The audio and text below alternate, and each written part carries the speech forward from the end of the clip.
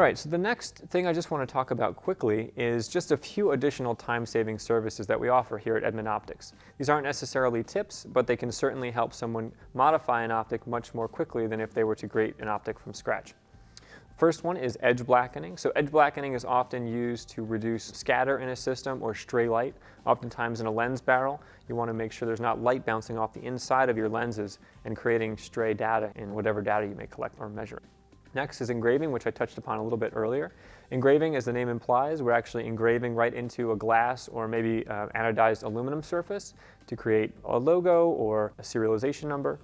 And the third one here is a through hole. So a through hole is pretty much just a variation on core drilling, if you will. So for instance, I have here a very large parabolic mirror, and you'll see through the center, we've actually cored out the center to create a through hole. One of the common applications I always think of here is if you were making a reflective mirror. For that primary mirror, you usually want to have some kind of through hole so that your light can bounce back through in the full system. I also have a few other examples of it here and here on smaller scales, but again, same idea. We're putting a hole through an optic, maybe for a laser combination or something like that.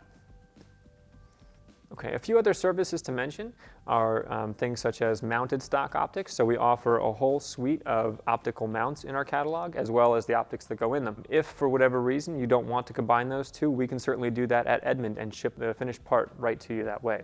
We can also kit optics together or create custom packaging. If it's something that we're making custom for you and you'd like to ship directly to your customer without packaging it yourself, we could work with you to create that custom packaging. And finally, the metrology aspect of optics.